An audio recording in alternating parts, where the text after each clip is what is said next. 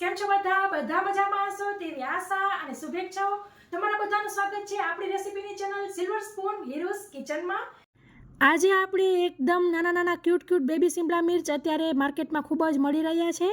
તો બેબી શિમલા મિર્ચ એટલે કે કેપ્સિકમમાંથી બે એકદમ નવી અને સ્વાદિષ્ટ રેસીપી બનાવવાના છીએ। તો મિત્રો આ રેસીપીની સૌથી મોટી ખાસિયત એ છે કે આપણે એકદમ નવી રીતથી બનાવીશું અને ખૂબ જ ઓછા તેલમાં તૈયાર કરવાના છીએ આ રેસીપી। તો મિત્રો તમે જૂની રીત એટલે કે ડાયરેક્ટ સીધા તેને કઢાઈમાં સાતળતા હોય તો ખૂબ જ તેલ જરૂર પડતી હોય છે, પણ આપણે આજે નવી રીતથી બનાવવાના છીએ। સાથે જ સ્ટફિંગ આપણે સ્પેશિયલ બનાવીશું અને સ્ટફિંગની જ ખૂબી છે મિત્રો, સ્ટફિંગને લીધે જ આપણી રેસીપી આખી ઉભરીને બમણા સ્વાદની થશે। અને આપણે એક જ સ્ટફિંગની અંદરથી આવી રીતના ડ્રાય ભરેલા કેપ્સિકમ અને આવી રીતના ગ્રેવીવાળા ભરેલા કેપ્સિકમનું શાક બનાવવાના છીએ। તો ફ્રેન્ડ્સ, તમને મારો વિડીયો ગમતો હોય તો અત્યારથી જ લાઇક કરી દેજો, કોમેન્ટ કરજો તમને કયા શાકની રેસીપી ગમી, તે ડ્રાયવાળા ભરેલા કેપ્સિકમની કે ગ્રેવીવાળા ભરેલા કેપ્સિકમની। અને હા ફ્રેન્ડ્સ, તમે મારી ચેનલ ઉપર નવા હોય અથવા તો હજી સુધી મારી ચેનલ સબસ્ક્રાઈબ ન કરી હોય તો જરૂરથી સબસ્ક્રાઈબ દબાવજો। તો ચાલુ કરીએ આપણી મસ્ત ટેસ્ટી એવી રેસીપી। તો સૌપ્રથમ આપણે આવી રીતે નાના એકદમ ક્યુટ એવા કેપ્સિકમ લેશું, 300 ગ્રામ લીધેલા છે। તો હવે આપણે સ્ટફિંગ બનાવી લેશું। તો તેના માટે જોઈશે અડધો કપ સિંગદાણા। તો તેને આપણે માઇક્રોવેવ સેફ બાઉલમાં લઈ લેશું અને તેને 1 મિનિટ માટે ઓવનમાં શેકી લેવાના છે। પછી આપણને અડધો કપ ચણાનો લોટ જોઈશે, તો તેને પણ અહીં આવી રીતના જે બાઉલમાં જ મિક્સચર બનાવવું છે તે પણ મારો બાઉલ માઇક્રોવેવ સેફ છે, તો તેમાં જ લઈ લઈશ ડાયરેક્ટ। હવે આ ચણાના લોટની અંદર આપણે 1 ટેબલ સ્પૂન તેલ ઉમેરીશું। આ આપણી બીજી ટેબલ સ્પૂન। જો તમારી પાસે માઇક્રોવેવ ન હોય તો તમારે કઢાઈની અંદર આવી રીતના 2 ચમચી તેલમાં ચણાનો લોટ શેકી લેવાનો। તો હવે હું આને શેકી લઈશ ઓવનમાં। તો તમે જોઈ શકો છો સરસ શેકાઈ રહ્યું છે। અહીં હું એલજીનું 30 લીટરનું ઓવન યુઝ કરી રહી। આવી રીતે 1 મિનિટ શેકાઈ જાય એટલે પાછું આપણે આવી રીતે મિક્સ કરી લેવું અને પાછું આપણે માઇક્રોવેવમાં શેકી લઈશું। તો સરસ આપણો ચણાનો લોટ શેકાઈ ગયો છે। આ જ પ્રોસેસ તમે કઢાઈમાં કરી શકો છો। હવે આને ઠંડુ થવા દેશું।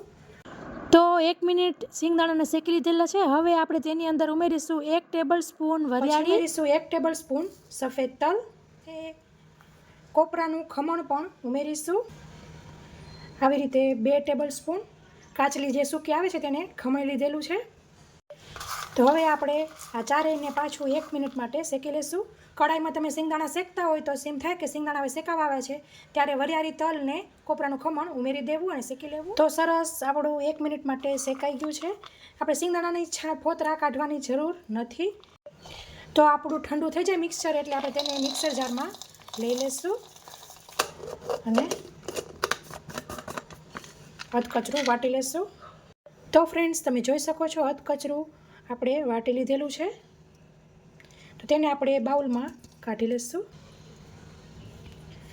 અને મિક્સ કરી લેવું। તો હવે આપણે મસાલા કરી લઈશું। 1 ટેબલ સ્પૂન લાલ મરચું, ન મોડું ન તીખું એવું માપનું છે। પછી આપણે ઉમેરીશું અડધી ટેબલ સ્પૂન આવી રીતના લીલા મરચાંની, તીખા લીલા મરચાં છે લવિંગિયા, તેની પેસ્ટ। જો તમારું લાલ મરચું તીખું હોય તો તમે લીલા મરચાંની પેસ્ટને સ્કીપ કરી શકો છો। થોડુંક આપણે આદુને ખમણીને લઈ લઈશું।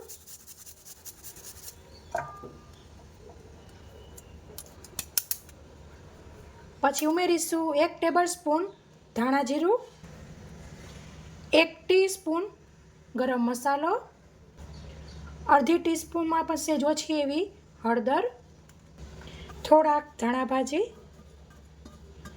પછી હું અહીં દેશી ગોળ ઉમેરી રહી છું। તમારે જો ખાંડ ઉમેરવી હોય તો તમે ખાંડ ઉમેરી શકો છો। તો આવી રીતે જમવાની 1/2 ચમચી ગોળ ઉમેરી રહી છું।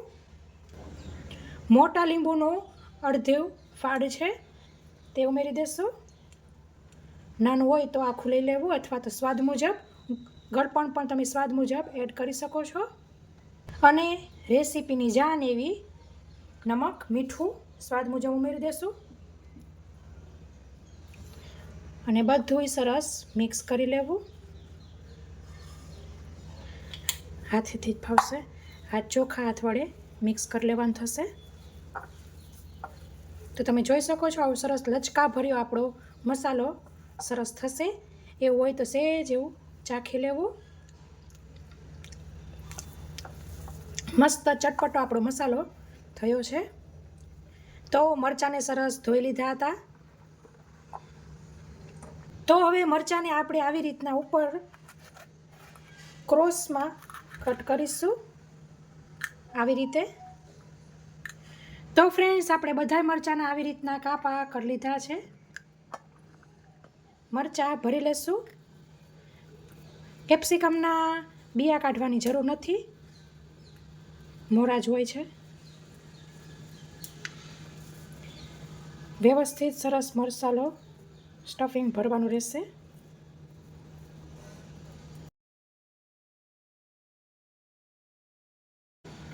પછી આપણે આવી રીતે દાબીને ભરી લેવું. તો આમ આપણે બધાય મરચાં ભરી લઈશું.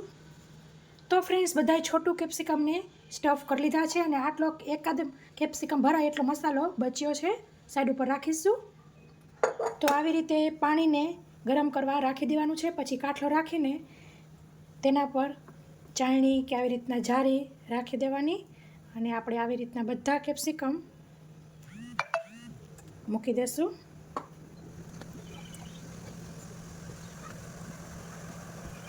તો ફ્રેન્ડ્સ આપણે આવી રીતે બધાય ગોઠવી લીધેલા છે કેપ્સિકમને અને તેને આપણે હવે ઢાંકીને કૂક કરીશું. પહેલાં 2 મિનિટ પછી ચેક કરવું. તો ફ્રેન્ડ્સ આપણી 5 મિનિટ થઈ ગઈ છે અને ગેસની ફ્લેમ બંધ કરી લઈશું. અને ખાસ તે વાતનું ધ્યાન રાખવાનું કે જ્યારે આપણે કેપ્સિકમ ગોઠવીએ ત્યારે ઓલરેડી પાણી સરસ ગરમ થઈ ગયેલું હોવું જોઈએ. જેવું ઢાંકી તેવું સરસ કૂક થવાની પ્રોસેસ ચાલુ થઈ જવી જોઈએ. હવે જે લોકો ડાયટિંગ કરતા હોય, તેલ થોડુંક જ ખાવું હોય તો તમે આવી રીતના કેપ્સિકમ પણ જમી શકો છો, ખાઈ શકો છો. પણ હવે આપણે તેને વઘારીશું. કઢાઈ લઈ લીધી છે, તેની અંદર તેલ ઉમેરીશું. હું અહીં તમને 2 જાતના કેપ્સિકમના શાક શીખવાડી રહી છું એક જ રેસીપીમાં. તો પૂરો વિડીયો જરૂરથી જોજો. 2 જ ટેબલ સ્પૂન આપણને તેલ જોઈશે. નહીંતર તમે ડાયરેક્ટ જો કઢાઈની અંદર સીધા તેલની અંદર સાતળશો તો વધારે તેલ જોઈશે, નહીંતર તમારા કેપ્સિકમ નીચે બેસી જાય અને ચોંટી જશે. તો આવી રીતે વરાળિયા કેપ્સિકમ એક વખત જરૂરથી ટ્રાય કરજો. તેલ ગરમ થાય એટલે તેની અંદર અડધી ટીસ્પૂન રાઈ ઉમેરીશું. ગેસની ફ્લેમ ધીમી કરી લેવી, રાઈને સરસ તતડવા દેવાની છે. પછી આપણે તેની અંદર ½ ટીસ્પૂન જીરું ઉમેરીશું. થોડીક એવી હિંગ ઉમેરીશું. અને હું અહીં તમને 2 જાતના બતાવી રહી છું એટલે થોડાક કેપ્સિકમ આવી રીતે અને થોડાક કેપ્સિકમ બીજામાં બતાવીશ.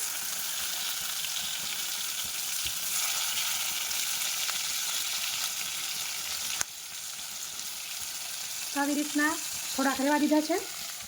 એકદમ હળવા હાથે આપણે મિક્સ કરી લઈશું. બધા તેલવાળા કોટ થઈ જશે.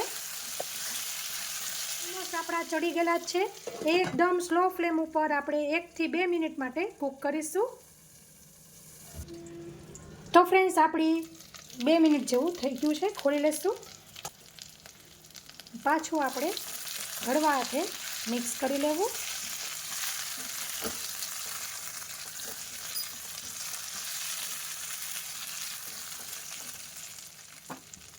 તો તેને સીધા ડાયરેક્ટ આપણે સર્વિંગ પ્લેટમાં લઈ લઈશું.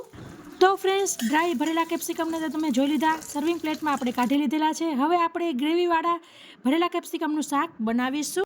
તો તેના માટે જોઈશે આપણને અડધો કપ એકદમ ઘાટું એવું, ન મોડું કે ન ખાટું એવું માપનું દહીં. આપણે સિંગદાણા, તલ, વરિયાળી, કોપરું પીસું હતું તે જ મિક્સર જાર લઈ લઈશું. તેની અંદર આપણે દહીં ઉમેરીશું.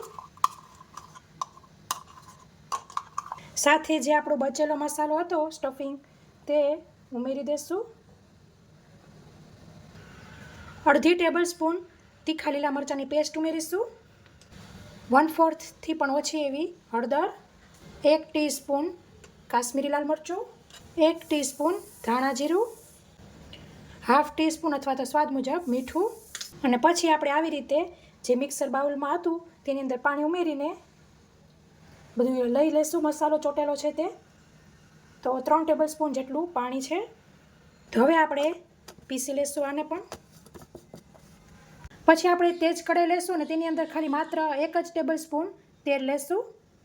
તો ગેસની ફ્લેમ ચાલુ કરી દીધી છે. તમે પહેલી જ વખત સીધું ડાયરેક્ટ આ તમને હવે કઈ સ્ટાઇલથી ગમે છે તેના પર આધાર રાખે. જો તમને પહેલી જ વખતથી જ ડાયરેક્ટ આવું જ શાક બનાવતા હોય તો અત્યારથી 2 ટેબલ સ્પૂન તેલ લેવું, રાઈ, જીરું, હિંગ લેવી. બસ તેલ ગરમ થઈ ગયું છે, ઉમેરી દઈશું આપણી દહીંવાળી પેસ્ટ. મિક્સ કરી લઈશું. ગેસની ફ્લેમ ધીમી રાખવાની છે. સાથે આપણા કેપ્સિકમ હતા તે પણ એડ કરી દઈશું. તો ઘણા લોકોને સૂકું શાક નથી ભાવતું હતું તો આવી રીતના ગ્રેવીવાળું કરજો. એકદમ મોડું દહીં લેવાનું છે.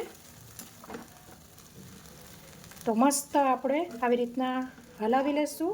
મિક્સ થઈ જાય એટલે આપણે ઢાંકી દેવું.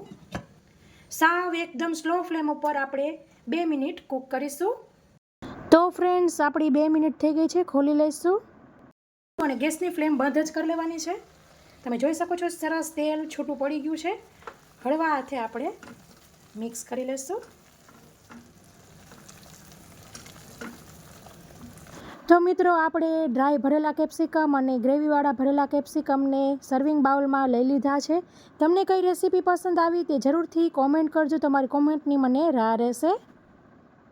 સ્વાદ એ બંને એકબીજાને ટક્કર મારે એવા બને છે, પણ ઘણાની ચોઈસ અલગ અલગ હોય છે. કોઈને ડ્રાય નથી ભાવતું હતું, કોઈને ગ્રેવીવાળું નથી ભાવતું હતું. તો આવી રીતના તમારા ઘરમાં જે પસંદગી હોય તે પ્રમાણે ઘરે ટ્રાય કરજો. એટલું સરસ બને છે કે વાત ન પૂછો. તો ફ્રેન્ડ્સ આ રેસીપીમાં આટલું જ. ફરી મળીશું એક નવી રેસીપી સાથે. ત્યાં સુધી આવજો. Thank you. બાય. જય શ્રી કૃષ્ણ.